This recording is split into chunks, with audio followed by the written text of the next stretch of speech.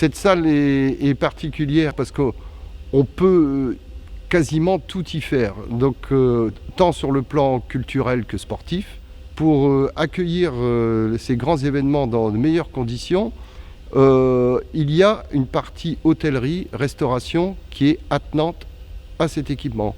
Le premier événement majeur, ça a été le meeting international d'athlétisme, qui pendant plus de 10 ans a été le plus grand meeting du monde.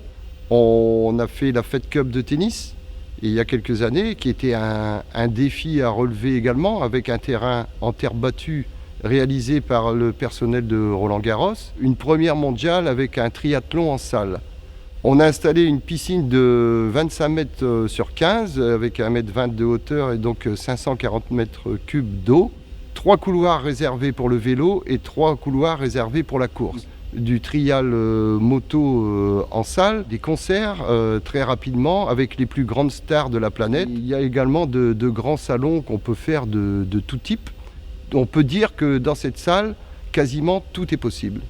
Maintenant, quelques chiffres sur la structure.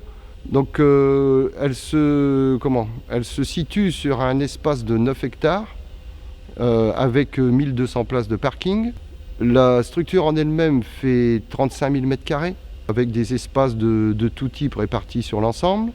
Une capacité en place assise de 4200 places qui peut évoluer à 5000, 6000 en fonction de la nature de l'événement qui s'y déroule.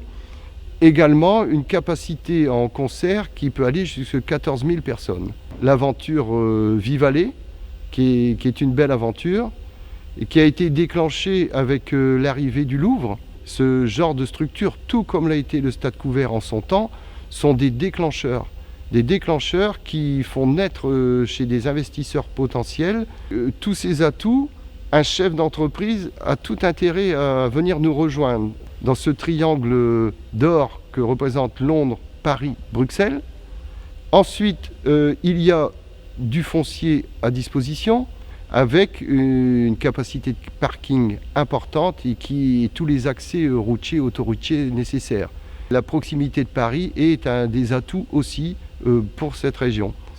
Et avec tous les événements magiques qui se sont déroulés ici, on sait que rien n'est impossible chez nous, ni dans le secteur. On n'a pas peur de relever les défis, quels qu'ils soient. Et le développement qu'a connu cette entité, plus tout ce qu'il y a autour, Vivalet, le Louvre, qui aurait pu croire qu'un jour le Louvre c'est à Lens. Et on est sur ce principe ici, avec Vivalet, c'est que rien vraiment n'est impossible. Il suffit de croire, et le fait d'y croire provoque les situations.